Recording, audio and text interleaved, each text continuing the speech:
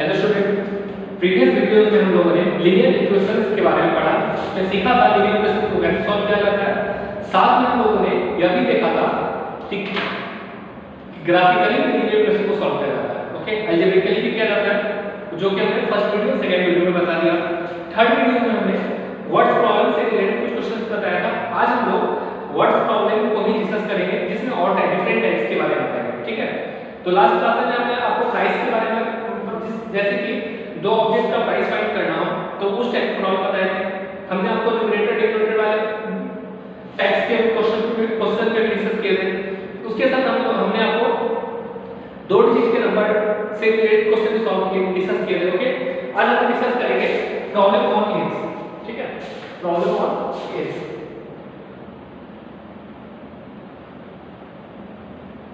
आज का हमारा इस टाइप में डिस्कस करेंगे। ओके, तो प्रॉब्लम ऑन एज में क्या होता है ना कि दो उसी तरह से दो वेरिएबल होता है। मतलब मान लीजिए ए और बी, ठीक है, और ए और बी की एज में हम डायरेक्टली ना बताएं, उसको मतलब कोई दो रिलेशन बताएं। जैसे कि ए का एज जो है बी के एज का तो गुना है, या फिर ऐसा बोल सकते हैं कि ए का एज का मतलब 5 साल पहले ए का एज बी का एज के 3 गुना था, समथिंग। ओके, तो उसी रिलेशन के आधार पे हमें लीनियर इक्वेशन बनाना पड़ता है, और फिर उस लीनियर इक्वेशन को सॉल्व करके हमें उन दोनों पार्टिकुलर्स का एज फाइंड करना होगा। ओके, तो चलिए हम इसे क्वेश्चंस के थ्रू समझते हैं। तो क्वेश्चन हमारा है कि 5 इयर्स एगो, हमारा क्वेश्चन क्या है, 5 years ago A was thrice. Okay, क्या कर रहा है कि 5 years ago A was thrice as old as B, thrice as old as B. ठीक है, मतलब 5 साल पहले, मतलब दो है वेरिएबल ए और मतलब दो आदमी है, एक का नाम ए है, एक का नाम बी है, और कहते हैं क्या कि 5 साल पहले A was thrice as old as B, मतलब ए का 3 गुना, ठीक है ना,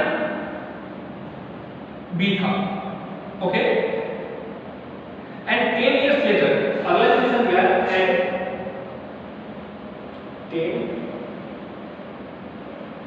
years later, okay, A shall be twice as old as B. A shall be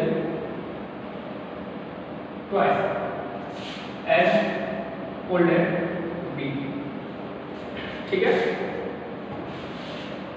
तो what are the present age of A? मैं फाइंड करना what are the present age of A and B. तो dear students, पहले आप video को pause करें, okay, और इस क्वेश्चन को अपने कॉपी में राइट डाउन कर लें। इसके बाद हम इसके सॉल्यूशंस पे डिस्कस करेंगे।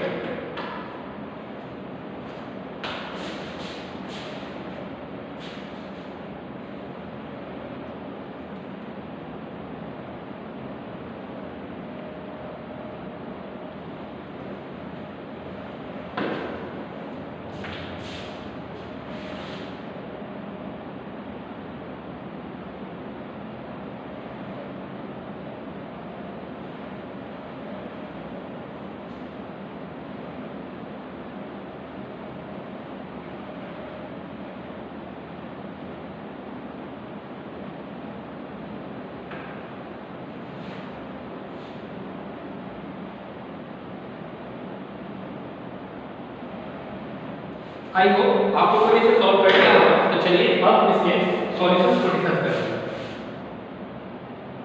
तो चलिए हम आते हैं, let A present age is X, okay, and B present age is Y. ठीक है, हमने क्या माना, ए का प्रेजेंट एज क्या है आपका एक्स है, और बी का प्रेजेंट एज क्या है वाई है। अब क्वेश्चन को पढ़ते हैं। 5 इयर्स एगो मतलब 5 साल पहले, 5 साल पहले मतलब कि 5 साल पहले ए का एज क्या रहा होगा, क्योंकि प्रेजेंट एज तो x है, तो 5 साल पहले होगा x - 5, ठीक है, और b का एज क्या होगा y - 5। तो पहले क्या करते हैं, x - 5 = y - 5। ओके, ठीक, अभी क्या हमारे क्वेश्चन कंप्लीट नहीं हुआ, अभी हम मैट्रिक्स के क्वेश्चन को पढ़ेंगे। a was thrice as old as b, तो b का इसका हमारा y minus 5 है ना, 5 साल पहले कब रखा 5 years से हो, तो x minus 5 और y minus 5, 5 साल पहले a का इसका हमारा x minus 5 और b का इसका y minus 5 5 साल पहले, और कह रहे a was thrice मतलब यह जो था ये 3 गुना था किसका b के इसका, तो इसको हम 3 टाइम्स मल्टीप्लाई करते हैं। ठीक है, हम फिर से पढ़ते हैं। क्वेश्चन पे दिया गया है 5 इयर्स ए हो, तो मतलब दोनों के में से पहले 5 से सब्ट्रैक्ट करेंगे, तो परसेंटेज से दोनों का पता था x और y, तो 5 साल पहले हो जाएगा x - 5 और y - 5। ठीक है, और करेंगे a was thrice मतलब x - 5 जो था वो 3 टाइम्स ऑफ y - 5 के बराबर हो जाएगा। अब इसे सॉल्व करेंगे, तो हमें मिलेगा 3x - 5 3y - 1। ओके, इसे जब इसे करेंगे तो क्या आएगा, सॉरी हमें मिलेगा x - 3y minus equal to -15 plus 5 हो जाएगा, तो x - 3y इक्वल टू हो जाएगा माइनस, इसे इक्वेशन 1 नाम देते हैं। ओके, उसके बाद हम लोगों ने एक क्वेश्चन फाइंड कर लिया जिसका नाम ओवर इक्वेशन नाम करते हैं। ओके, अब उसके बाद पढ़ते हैं एंड 10 इयर्स लेटर मतलब 10 साल बाद, तो 10 साल बाद अभी पढ़ेंगे इसको, एक x अभी का वाला है, तो 10 साल बाद क्या हो जाएगा x + 10 और y + 10। तो चलिए आगे हम लोग क्या करते हैं, इसे अगेन पहले हम लिख देते हैं x + 10 = y + 10। अभी हमारा कंप्लीट नहीं है, इसे हम कंप्लीट करेंगे। a shall be twice as old as b मतलब a का जो एज होगा वो b के एज का 2 गुना होगा, तो b का एज क्या 10 साल बाद क्या होगा y + 10, तो उसका 2 गुना करेंगे। ओके, तो a का उस समय क्या होगा x + 10 के बराबर आ जाएगा। ओके, इसे फिर से पढ़ लीजिए, कर एंड 10 इयर्स लेटर मतलब 10 साल बाद। ठीक है, a shall be 10 साल बाद, तो a का एज होगा x + 10 और b का एज होगा y + 10, a shall be twice as old as b मतलब b के एज का 2 गुना 10 साल बाद, तो y + 10 को अगर 2 से गुना करेंगे तो हमें क्या मिल जाएगा x + 10 के बराबर मिल जाएगा। जब हम इसे सॉल्व करेंगे तो हमें मिलेगा x + 10 2y + 20। अब इसको इधर करते हैं तो क्या हो जाएगा x - 2y, ये हमारा हो जाएगा 20 - 10, तो x - 2y इक्वल टू क्या हो जाएगा हमें 10 मिल गया, ये हमारा इक्वेशन 2 हो गया, इक्वेशन 1 और इक्वेशन 2। ओके, अब हम लोग क्या करेंगे ना कि इक्वेशन 1 और 2 को सॉल्व करते हैं यहां पे लिख देते हैं। ठीक है, तो इसे हम सॉल्व करने का तरीका जानते हैं, हम इक्वेशन 1 है यहां x के कोएफिशिएंट को नोटिस करें तो हमें 1 है, यहां भी हमें 1, तो लिखते हैं हमने फ्रॉम इक्वेशन 1 माइनस इक्वेशन 2, तो x - 3y इक्वल टू हमें 10 -10 मिला, और क्या है x - 2y इक्वल टू हमें क्या मिला 10, माइनस प्लस माइनस करेंगे तो ये टर्म वाला कैंसिल आउट हो जाएगा। ओके, -3y से +y करेंगे तो -y मिलेगा, और -10 तो y का वैल्यू क्या मिल गया 20 मिल जाएगा। जब इस y के वैल्यू को हम लोग किसी भी इक्वेशन 1 या 2 में पुट करेंगे, ओके, तो हमें क्या मिलेगा x का मिल जाएगा, तो क्या करते हैं put the value of y, put the value of y in equation 1 put करते हैं तो क्या आ जाएगा x - 3 * 20 इक्वल टू -10, तो x का वैल्यू क्या हो जाएगा 3 * 20 60, तो +60 -10।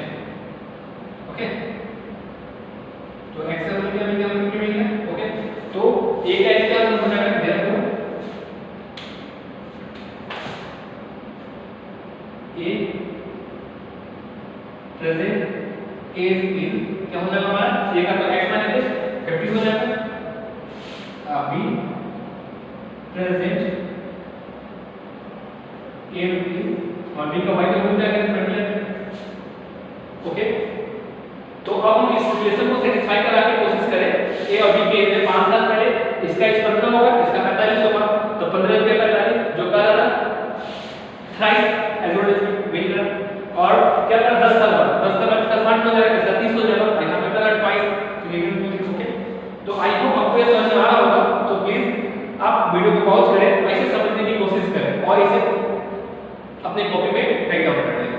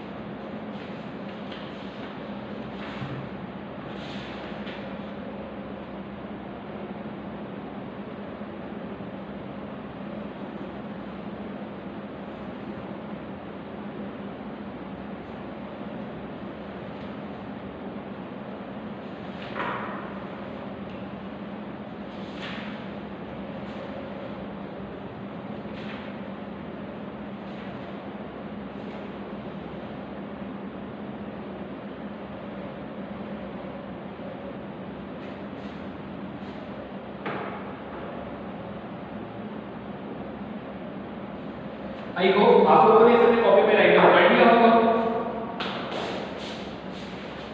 तो चलिए इसके बाद हम लोग नेक्स्ट क्वेश्चन को मूव करते हैं।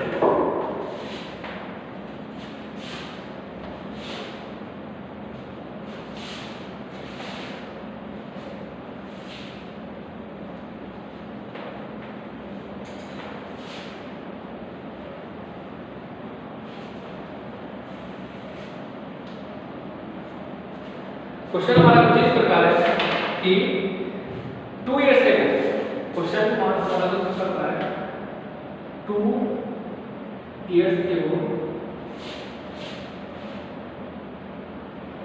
एज ऑफ फादर इज, ठीक है, 2 years ago a man age of father is 5 times of his son, 5 times of his son. Okay, मतलब 2 साल पहले एक फादर का, एक पिता की आयु अपने बेटे की 5 टाइम्स थी। ओके, और उसके बाद कर रहा है क्या कि 2 इयर्स लेटर, क्या कर रहा है 2 years later father says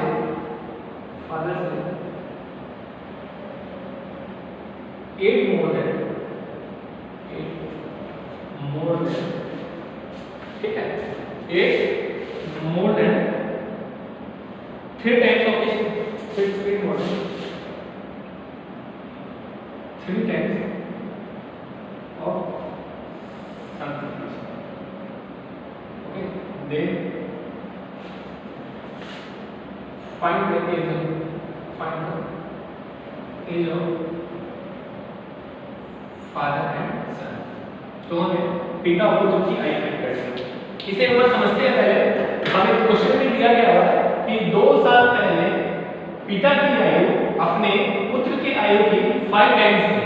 okay, 2 साल पहले, और 2 साल बाद पिता की आयु अपने पुत्र की आयु से पुत्र की आयु 3 गुने से 8 जाता है। ठीक है, 3 गुने से 8 कर रहा है, 8 more than 3 times of his son। तो हमें पिता और पुत्र दोनों की आयु फाइंड करनी है, एज फाइंड करनी है। तो प्लीज वीडियो को पॉज करें और इसे सॉल्व करने की कोशिश करें।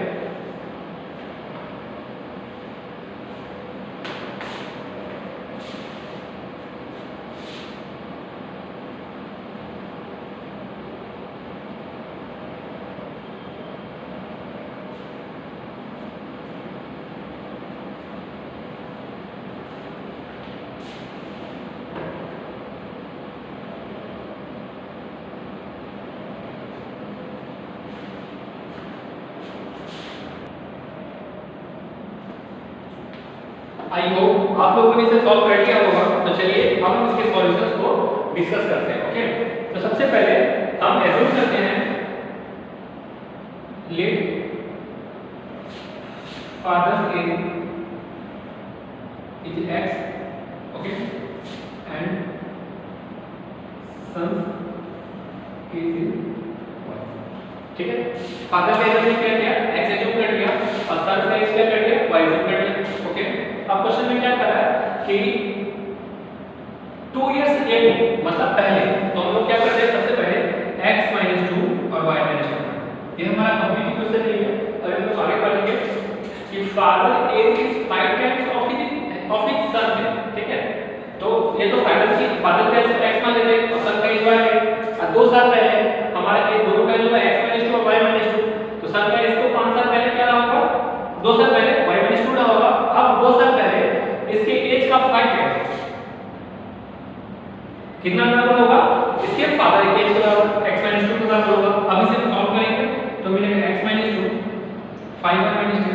इसे जब इधर ले लेंगे तो क्या आ जाएगा, x - 5y - 10 + 2, ये हो जाएगा x - 5y = -8 इक्वेशन। ओके, तो इस प्रकार का इक्वेशन मिल गया। फिर हम आगे बढ़ेंगे कि 2 इयर्स लेकर, तो 2 इयर्स लेकर क्या हो जाएगा हमारा x + 2 और ये हमारा हो जाएगा y + 2। 2 इयर्स लेकर father age is 8 more than 3 times of his son है। तो सन का y प्लस 2 है 3 टाइम्स सेम 8 का। ओके, मतलब सन के एज का 3 टाइम्स करेंगे और उसको 8 ऐड करेंगे तो वो हमें किसके बराबर मिलेगा, फादर्स के एज के बराबर, ठीक है, जो कि 2 से बाद x + 2 होगा। ओके, तो जब हम इसे सॉल्व करेंगे तो हमें मिलेगा x + 2 3y + 6 = 8। ये हो जाएगा x - 3y 814 40 + 2 हो जाएगा तो माइनस हो जाएगा, तो x - 3y = 12। ठीक है, अब इक्वेशन 1 और इक्वेशन 2 को हम सॉल्व करेंगे। ठीक है, तो इक्वेशन क्या करेंगे, फ्रॉम इक्वेशन 1 माइनस इक्वेशन 2। ठीक है, तो हमें क्या मिल जाएगा, x - 5y = -8 और क्या मिलेगा x - 3y = 12। इसे हम सॉल्व करेंगे, माइनस प्लस माइनस तो ये टर्म पूरा कैंसिल आउट हो जाएगा, -5 + 3y -2y हो जाएगा और -8 - 12 -20। तो y का इसमें क्या मिल गया, -20 अपॉन -2 10 मिलेगा। ठीक है, जब y का value put the value of y in equation 1 में पुट करते हैं तो क्या हो जाएगा, x - 5 * 10 = -. ओके, तो ये क्या हो जाएगा, x वैल्यू 50 - 8 5 * 50 उधर जाएगा प्लस 50 हो जाएगा, तो x वैल्यू क्या हो जाएगा 42। ओके, so therefore father जो हमने को x माना था तो जो हमें मिल गया 42 और सन का एज क्या हो जाएगा हमारा 10। ओके, तो इसका क्या करते हैं, फादर के एज और सन के एज दोनों को फाइंड कर लिया जो कि 42 और 10 मिल गया। ठीक है, तो आई होप आपको ये समझ में आ गया होगा। तो प्लीज वीडियो को पॉज करें, आप इसे पहले समझिएगा उससे अच्छे से करें और फिर इसके अपने बोर्ड में राइट डाउन करें।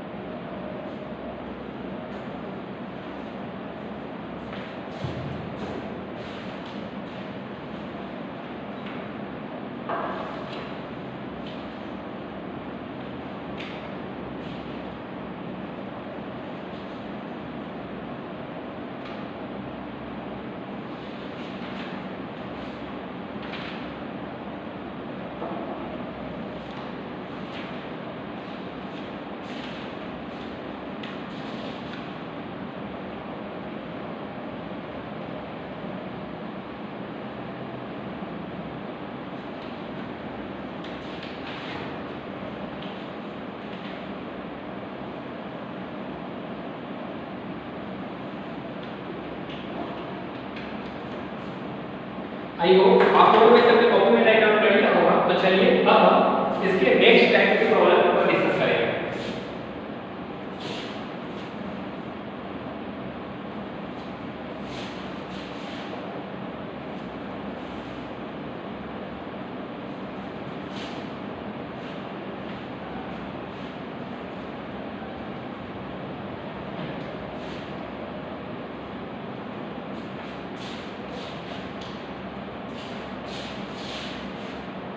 अलग टाइप हमारा बोर्ड एंड डिस्प्ले। ओके, तो बोर्ड एंड डिस्प्ले इस टॉपिक को डिस्कस करने से पहले हम लोग पहले कुछ समझ लें कि जैसे कि आप देखते होंगे कि जो बोर्ड होता है और स्ट्रिंग होता है नहीं? तो अगर बोर्ड का डायरेक्शन और स्ट्रिंग का डायरेक्शन, ठीक है, बोर्ड की स्पीड हम मान लेते हैं x है और स्ट्रिंग का स्पीड अगर मान लें y है, ठीक है, अगर दोनों एक ही डायरेक्शन में हो मतलब डाउन स्ट्रीम, ओके, जब दोनों एक ही डायरेक्शन में होगा तो हम लोग बोलते हैं कि वो डाउन स्ट्रीम में है।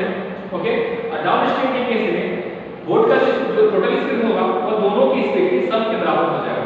जैसे कि अगर बोर्ड का स्पीड 8 किलोमीटर प्रति घंटा है, 8 किलोमीटर पर आवर है और स्ट्रीम का स्पीड 2 किलोमीटर पर आवर है, तो जब डाउन स्ट्रीम में जाएगा तो अब वो 10 किलोमीटर पर आवर के रफ्तार से चलेगा। ओके, और जब यही अप स्ट्रीम हो, अप स्ट्रीम का मतलब यह होता है कि बोर्ड इधर जा रहा हो और स्ट्रीम इधर जा रहा हो, मतलब दोनों अपोजिट डायरेक्शन में होता है।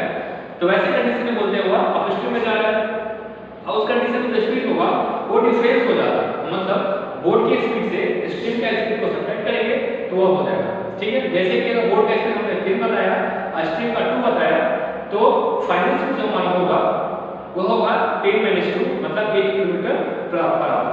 ओके, तो आपको अभी जो टाइप डिस्कस करने वाले हैं उसमें आपको जनरली इसी टाइप के क्वेश्चन मिलेंगे जिसमें आपको डाउन स्ट्रीम और अप स्ट्रीम में दिया होगा कुछ रिलेशन और आपको दोनों की स्पीड फाइंड करनी होगी। ओके, तो अब यह बात याद रखना है कि जब डाउन स्ट्रीम का केस आता है तो स्पीड हमारा क्या हो जाता है, इसे आप पहले राइट डाउन कर लें। Let boat speed x kilometre per hour x, ठीक है, किलोमीटर पर आवर और stream speed y kilometre per hour, ठीक है। तो जब डाउन स्ट्रीम में जाएगा इन डाउन स्ट्रीम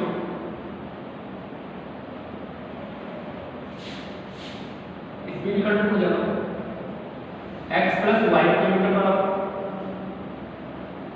ठीक है। और इन अप स्ट्रीम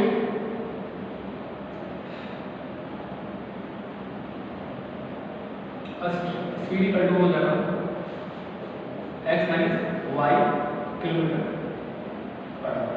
आपको याद रखना है कि जो बोट का स्पीड होता है वो हमेशा ज्यादा होना चाहिए, स्ट्रीम का स्पीड कम होना चाहिए। अगर स्ट्रीम का स्पीड ज्यादा हो गया तो वो डाउन स्ट्रीम अप स्ट्रीम में तो कभी जा ही नहीं पाएगा, ठीक है, ऐसा होता ही नहीं है। इसीलिए बोट का स्पीड हमेशा ग्रेटर होता है और स्ट्रीम का स्पीड कम होता है। ओके, तो प्लीज वीडियो को पॉज करें और ऐसे ही अपने कॉपी में राइट डाउन कर लीजिए।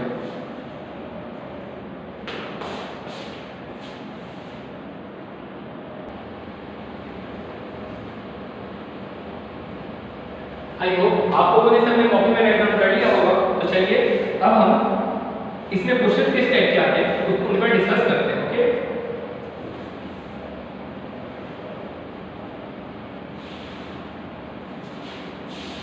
तो क्वेश्चन है कि ए boat goes 12 kilometre up stream in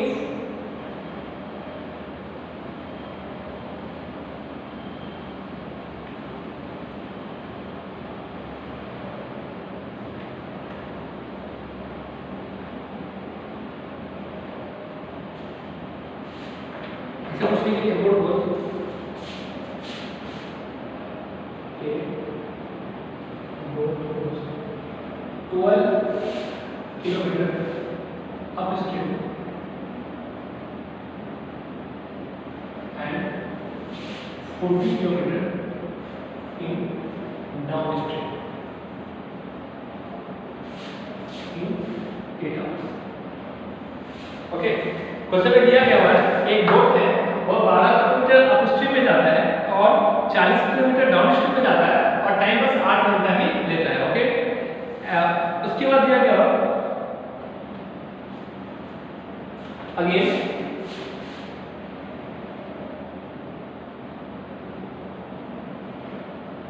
same boat, question है same boat 16 kilometre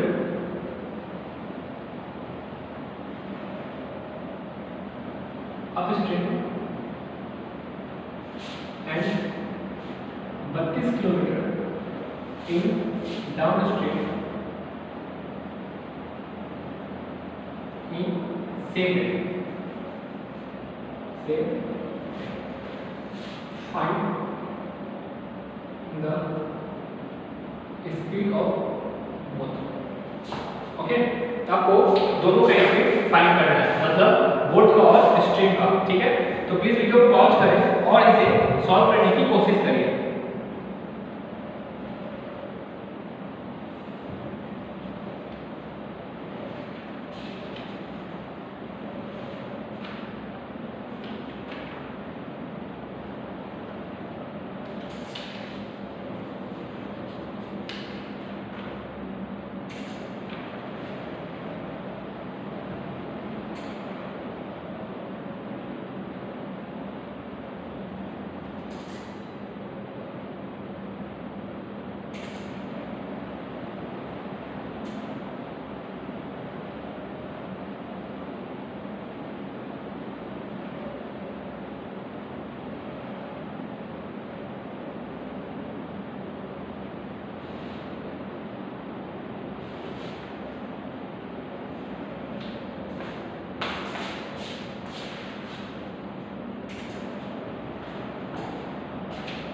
I hope आप लोगों ने इसे सॉल्व कर लिया होगा। तो चलिए अब हम इसके सॉल्यूशंस को डिस्कस करते हैं।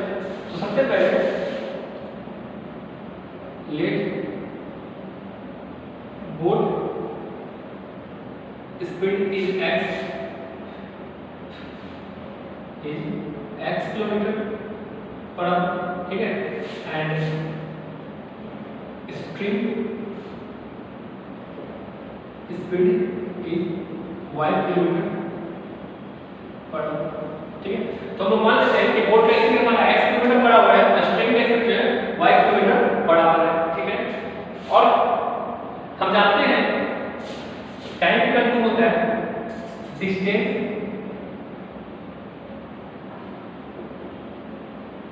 अपॉन स्पीड, ठीक है। टाइम कंट्रोल क्या होता है? Distance upon speed. तो ठीक है, तो चलिए हम क्वेश्चन को डिस्कस करते हैं। तो क्वेश्चन क्या रहेगा कि 12 किलोमीटर अप स्ट्रीम, तो जब अप स्ट्रीम में जाएगा तो स्पीड ध्यान देना, स्पीड इन अप स्ट्रीम क्या हो जाएगा हमारा x - 5 हो जाएगा, and in down stream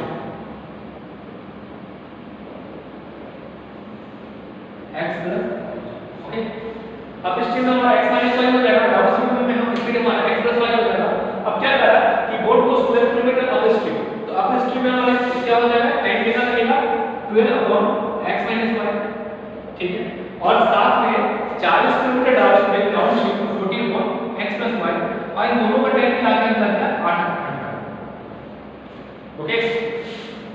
12 kilometre up stream जा रहा, तो मान लीजिए दो टाइम आपको होगा, तो हमारे क्या टाइम होगा 12/x - y, क्योंकि जानते हैं टाइम का डिस्टेंस अपॉन स्पीड होता है, तो डिस्टेंस तो 12 किलोमीटर है और टाइम हमारा x - y, स्पीड हमारा x - y, और साथ में 40 किलोमीटर भी वो डाउन स्ट्रीम में 8 घंटा में ट्रैवल करता है। तो इक्वेशन हमारा ये हो जाएगा, ओके। अगेन क्या करता है कि same 16 kilometre in up stream, तो क्या हो जाएगा again 16 kilometre in up stream x - y हो जाएगा, प्लस 32 किलोमीटर इन डाउन स्ट्रीम, तो x + y हो जाएगा। वो कितना देने लगा हमें सेम है, ठीक है। तो इक्वेशन को हो जाएगा, ओके। अब हम लोग क्या करेंगे, इसे सॉल्व करने की कोशिश करेंगे। तो सबसे पहले हम लोग करते हैं क्या, इसमें से इसे कुछ इस प्रकार बना सकते हैं, 8 कॉमन लिया जाए, ओके। तो 8 कॉमन लिया, तो 2/x - y plus 4/x + y equal to 1, ठीक है। इसी क्वेश्चन को हम मानते हैं, इसी क्वेश्चन को मानते हैं। अब क्वेश्चन 1 के जैसे क्या हो जाएगा, यहां पे सॉल्व करते हैं 12/x - y plus 40/x + y equal to 8, ठीक है। और यहाँ पे किसी एक टर्म को तो हमें इंटीग्रेट करना पड़ेगा, तो करते हैं क्या, इसे 8 से मल्टीप्लाई कर देते हैं। तो हमारे यहाँ हो जाएगा 20/x - y plus 40/x + y, और 10 से क्यों मल्टीप्लाई ये कैंसिल करते हैं, ओके। अब ये हो जाएगा माइनस माइनस माइनस, तो अब यह टर्म से यह टर्म तो कैंसिल आउट हो जाएगा, तो यहाँ क्या बचेगा 12 - 20 -8 हो जाएगा अपॉन x - y, और 8 ऊपर जाएगा तो माइनस, ओके। तो x - y इक्वल टू हो जाएगा -8/-2, ओके। तो ये मिलेगा 4, तो x - y का वैल्यू क्या मिलेगा 4 मिलेगा, ओके। इसे हम इक्वेशन क्या नाम देंगे 3 नाम देंगे, ओके। अब x - y का वैल्यू जब हम इक्वेशन 1 में पुट करेंगे, okay, put the value of x - y in equation 1, तो क्या आ जाएगा 12/4, okay, plus 40/x + y equal to 8, ठीक है। तो ये तुम्हारा हो जाएगा 3, और ये 3 जब उधर जाएगा तो 8 - 5 क्या हो जाएगा 40/x + y इक्वल टू 8 - 3 5 हो जाएगा, ओके। अब ये x + y का हमें क्या मिल जाएगा, इसे x + y का हमें मिल जाएगा 40/5 मतलब 8, इसे इक्वेशन को फॉर्म डाल देते हैं, ओके। तो अब हम देख रहे हैं कि x - y का वैल्यू 4 मिला है, x + y का वैल्यू 8 मिला है, तो from equation 3 and 4, from equation 3 and 4 x - y 4 दिया गया है, x + y 8 दिया गया है, चलो इसे सॉल्व करेंगे। 12 x का वैल्यू 6 मिल गया। अब x का वैल्यू क्या पुट करेंगे, इक्वेशन 3 या 4 में पुट करते हैं तो क्या है 6 + 2 = 8 दिया गया है, 6 + 1 तो y का वैल्यू कितना देता है 8 - 6 मतलब 2 मिल गया। ओके, तो बोट स्पीड हमारा क्या आ जाएगा 6 किलोमीटर पर आवर और स्ट्रीम का स्पीड हमारा क्या आ जाएगा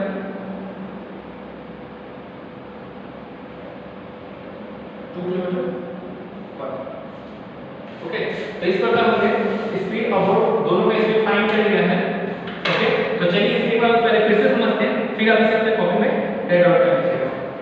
तो सबसे पहले हम लोग करते हैं क्या कि बोट की स्पीड को x मान लेते हैं। ओके, और स्ट्रीम की स्पीड को y मान लेते हैं। ठीक है, तो डाउन स्ट्रीम में मतलब दोनों एक ही डायरेक्शन में जब होगा तो स्पीड हमारा कितना हो जाएगा x + y kilometre per hour. ठीक है, x + y। अगर डाउन स्ट्रीम में होगा मतलब दोनों अपोजिट, मतलब एक ऐसे जाएगा एक ऐसे जाएगा तो हमारा स्पीड क्या हो जाएगा x - y kilometre per our मतलब अप स्ट्रीम।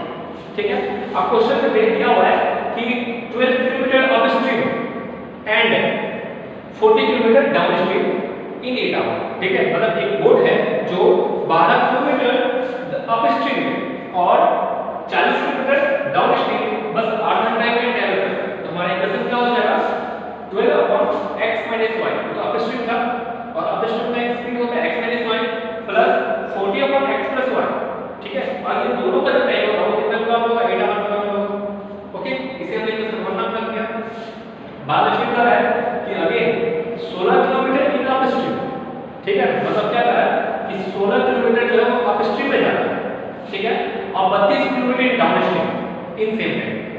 ठीक है, मतलब 8 आवर लेगा तो हमारे क्या हो जाएगा 16/x - y plus 32/x + y = 8 कर दिया। ठीक है, इसे हमने कॉमन लेके क्या कर दिया इसको में कन्वर्ट कर लिया। ओके, अब हम इक्वेशन 1 और 2 को सॉल्व किए तो हमें क्या मिल गया x - y और x + y का वैल्यू मिल गया। x - y का वैल्यू मिला 4 के बराबर और x + y का वैल्यू मिला 5 के बराबर। ओके, अब हम x - y का जो वैल्यू है उसे इक्वेशन 1 में पुट करने का जो x + y का वैल्यू आएगा। ओके, इसी से हमने इक्वेशन 3 और इक्वेशन 4 डाल दिया। अब हम इक्वेशन 3 और 4 को सॉल्व करेंगे तो हमें x और y का स्पीड आ जाएगा जिससे सॉल्व करना आपने हमने सिखाया था। ठीक है, तो अगर आपको सॉल्व करने में प्रॉब्लम हो रहा तो वीडियो का पहला पार्ट जरूर देखें। ओके, उसमें सारा डिस्क्राइब किया गया है कि कैसे हम लोग लीनियर इक्वेशंस को सॉल्व करते हैं। तो उसके बाद आप x और y का वैल्यू फाइंड कर लीजिए। तो x का स्पीड आप x को आया है 6 और y आया है 2।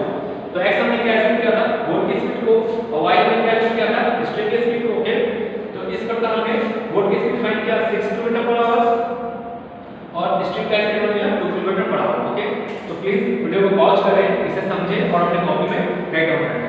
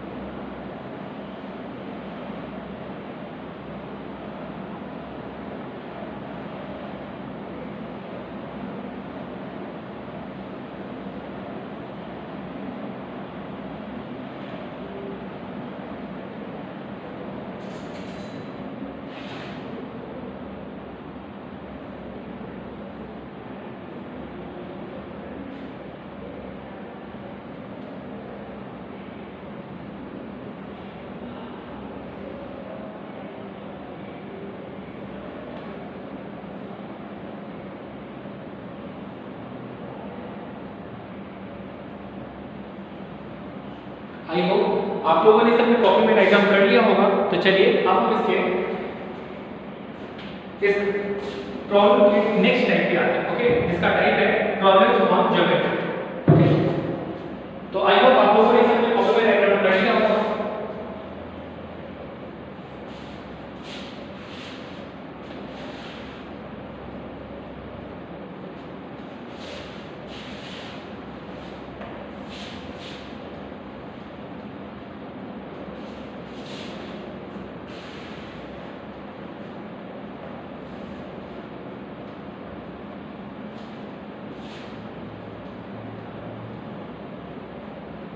हमारा नेक्स्ट टाइप क्या है, प्रॉब्लम्स ऑन ज्योमेट्री।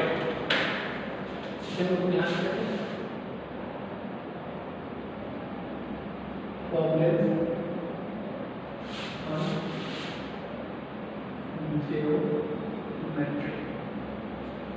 ओके, तो प्रॉब्लम्स ऑन ज्योमेट्री में क्या होता है ना कि आपको ट्रायंगल्स के एंगल्स के में कोई दो या दो से ज्यादा रिलेशनशिप दिया गया होगा, ओके, और आपको सारे एंगल्स फाइंड करने होंगे, या फिर आपको क्वाड्रेंगल दे दिया गया होगा, उसके एंगल्स में कुछ रिलेशन दे दिया गया होगा और आपको सारे एंगल्स फाइंड करने होंगे, या फिर साइक्लिक क्वाड्रेंगल या फिर एनीथिंग, ओके, जो कि ज्योमेट्री के अंदर आते हैं। तो उन सारे केस में आपको कुछ ना कुछ एंगल्स या फिर साइड्स के रिलेशन दे दिया गया होगा और आपको साइड का लेंथ या फिर एंगल फाइंड करना है, ओके। तो इस टाइप के प्रॉब्लम जनरली इसमें आते हैं। तो चलिए इसे हम एग्जांपल के थ्रू समझते हैं कि क्वेश्चन है, in a triangle angle C equal to 3 into angle B equal to 2 into sum of angle A plus angle B, okay. आपको ये रिलेशन दिया गया हुआ है, then find angles of triangle, ठीक है। आपको ये रिलेशन दिया गया है कि एंगल C जो है वो 3 टाइम्स ऑफ एंगल B है, और जो angle 3 times of angle B है, 3 टाइम्स ऑफ एंगल B है, वो सम ऑफ एंगल A और एंगल B के 2 टाइम्स के बराबर है, ओके। तो प्लीज आप इस वीडियो को पॉज करें, क्वेश्चन को अपने कॉपी में राइट डाउन करें और इसे सॉल्व करने की कोशिश करें।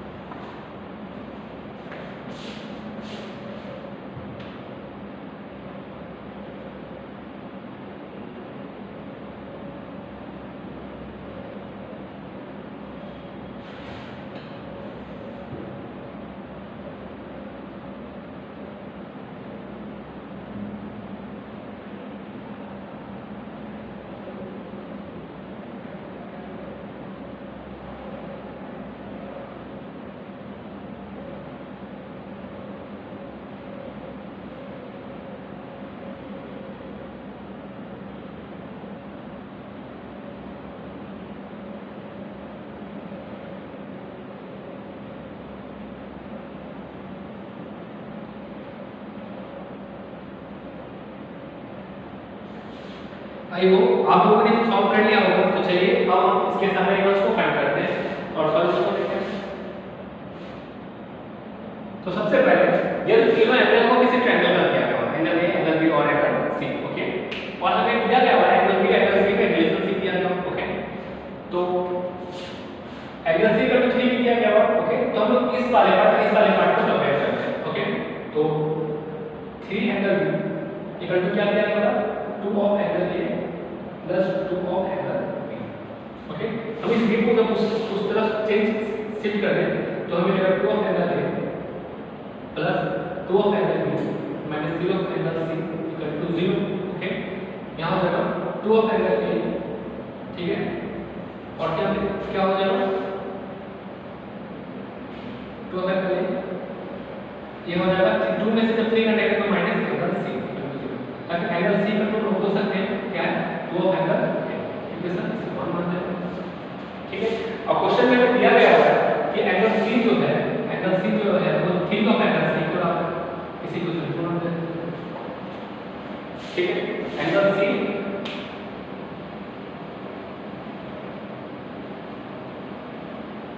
सॉरी हाँ 3 ऑफ B के बराबर, ठीक है। तो ऐसा करते हैं, एंगल A एंगल B को हम लोग C के टर्म में राइट डाउन करते हैं, ओके। तो इससे हम लोग ऐसे ही क्वेश्चन नाम आगे ऐसे करते हैं, angle of A equal to हमारा क्या हो जाएगा हाफ ऑफ एंगल C, ठीक है। ऐसे एंगल ऑफ B हमारा क्या हो जाएगा half of angle 1/3 of angle C, okay. अब पी नोट है हम लोग जानते हैं, क्या जानते हैं कि तीनों एंगल का sum of angle A, angle B, angle C का वैल्यू 180 होता है। ओके, ये तो हम सबको जानते हैं। अब एंगल ए का वैल्यू जो सी के टर्म में लिखे हैं, एंगल बी का वैल्यू जो सी के टर्म में लिखे हैं, जिसे हम यहां पुट कर देंगे तो हमें क्या मिलेगा 1/2 angle C 1/3 angle C plus angle C equal to 180। ठीक है, अब जब इसे सॉल्व करें तो हमें मिलेगा 6 3 of angle C 2 of angle C and हमें मिलेगा 6 of angle C equal to 180। ठीक है, 3 to 5 up to 6 हो जाएगा। oh sorry 3 to 5 5 6 11 angle C equal to मिलेगा 180 into 6। ठीक है, तो एंगल सी हमें क्या मिल जाएगा 180 into 6 upon 11। ओके,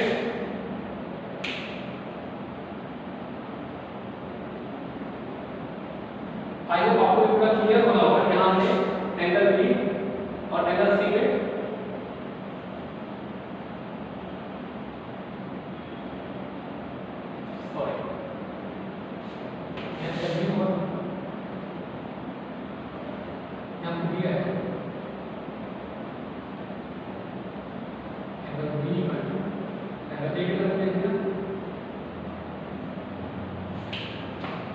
इसको सॉल्यूशन को कैसे लिखते हैं?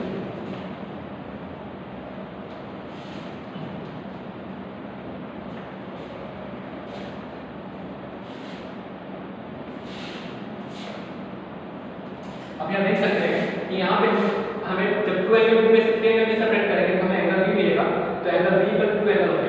ओके, और एंगल सी हमें 3 एंगल ऑफ बी सी मिला हुआ तो और ठीक है, तो अब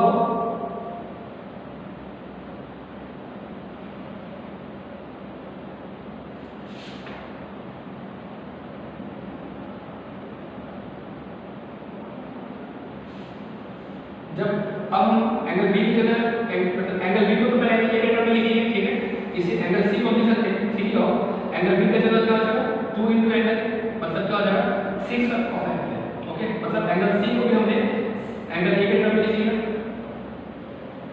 ठीक है, अब इसे आप इक्वेशन 1 आप दे दीजिए, एंगल बी को तो हमने ए के टर्म में लिखा है, एंगल सी को भी ए के टर्म में लिख लिया। अब हम जानते हैं अब ये सही हो जाएगा be note angle A plus angle B plus angle C equal to 180। Okay, अब एंगल ए का वैल्यू में क्या दिया गया, एंगल ए की जगह हम एंगल ए ये दे देते हैं, एंगल बी की जगह हम 2 एंगल लिख सकते हैं 2 एंगल और एंगल सी की जगह लिख सकते हैं 6 एंगल इक्वल टू हो जाएगा हमारा 180। ओके, तो 6 to 8 8 के 1 9 तो 9 of angle A equal to हमारा मिल जाएगा 180। ओके, एंगल ए हमारा क्या हो जाएगा 180 अपॉन 9 मतलब 20। ओके, तो इस पर आप देखते हैं कि हमें एंगल ए कितना मिल गया 20 डिग्री मिल गया। ओके, एंगल बी हमें क्या मिल जाएगा 2 ऑफ एंगल ए। ठीक है, तो मतलब क्या हो जाएगा एंगल बी हमारा एंगल ए का दूसरा मतलब 40 डिग्री। ठीक है, और एंगल सी हमारा कितना हो जाएगा एंगल सी कितना 6 ऑफ एंगल ए मतलब 6 into 20 1। ओके, तो इस पर हमने एंगल ए एंगल बी और एंगल सी फाइंड कर लिया। ओके, तो इस वीडियो को पॉज करें और इसे राइट आउट कर लीजिए। इसे एक बार फिर से समझाते हैं। मैंने राइट आउट कर लिया।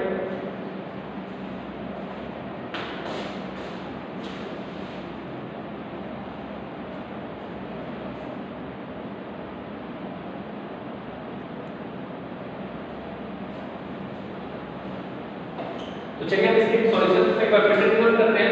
हमें दिया गया हुआ है कि एंगल सी जो है 3 टाइम्स ऑफ एंगल बी के बराबर है। ओके, और 3 times of angle B equal to 2 times of sum of angle A angle B. Okay, तो हम लोग क्या करते हैं 3 times of angle B equal to 2a 2 angle B के बराबर कर देते हैं। हमने किस पार्ट को कंपेयर किया तो इससे हमें रिलेशन मिल जाएगा एंगल बी जो होगा 2 टाइम्स ऑफ एंगल ए के बराबर होगा। ठीक है, और गिवन क्वेश्चन में एंगल सी जो दिया गया है वो दिया गया है 3 टाइम्स ऑफ एंगल बी के बराबर है। एंगल सी जो है 3 टाइम्स ऑफ एंगल बी के बराबर है। अब इस बी की जगह हम लोग पुट कर सकते हैं 2 टाइम्स ऑफ एंगल ए, तो हमें मिल जाएगा सी का एंगल सी का वैल्यू एंगल ए के टर्म में 6 times of angle A. Okay, अब हम जानते हैं कि एंगल ए एंगल बी और एंगल सी तीनों का सम 180 डिग्री होता है। तो सारे टर्म्स जब ए के टर्म लिखेंगे तो हमें मिलेगा 9 of angle A equal to 180 और एंगल ए का वैल्यू हमने फाइंड कर लिया जो कि हो गया 20 डिग्री। ओके, अब जब हम ए का वैल्यू 20 मिल गया तो एंगल बी का वैल्यू क्या मिल जाएगा, 2 टाइम्स ऑफ एंगल ए मतलब 2 * 20 40 हो जाएगा, और एंगल सी का वैल्यू मिलेगा 6 * एंगल ए मतलब 6 * 20। ओके, तो हमें मिल गया 120। इस प्रकार हमने एंगल ए, एंगल बी और एंगल सी तीनों का वैल्यू फाइंड कर लिया। ओके,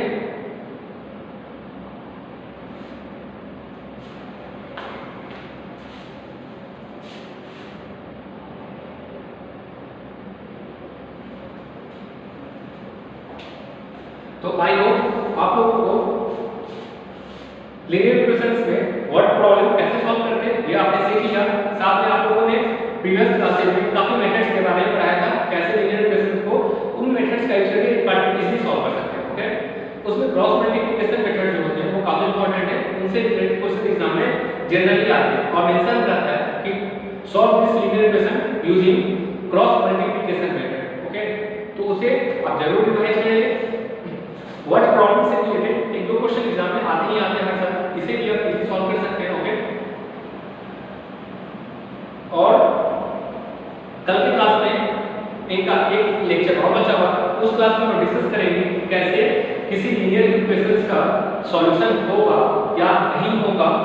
ओके, हमने आपको तो यह बता रखा है कि जब a1 मतलब कोएफिशिएंट ऑफ x का रेशियो कोएफिशिएंट ऑफ y का रेशियो और कोएफिशिएंट ऑफ कांस्टेंट टर्म का रेशियो बराबर आ जाता है तो बोलते हैं कि इनफाइनाइट सॉल्यूशन होगा।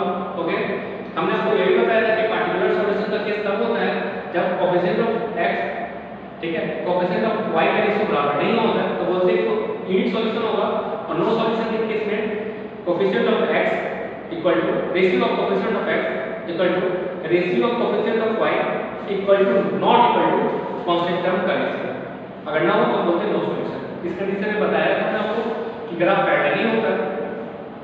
ठीक है, तो अब आपको करना है क्या, इसको रिवाइज करके आना है। कल की क्लास में काफी इंपॉर्टेंट है, कल का क्लास जो होगा उनके बिना सॉल्व नहीं होगा। कल की क्लास में होगा इस टाइप का कि जो कांस्टेंट टर्म कोएफिशिएंट्स होते हैं उनके जगह कोई वेरिएबल डाल दिया जाता है और उनका वैल्यू फाइंड करने के लिए बोला जाता है। ओके, कि कब उनका यूनिक सॉल्यूशन होगा, कब उनका सॉल्यूशन नहीं होगा। ओके, तो उनसे रिलेटेड आपको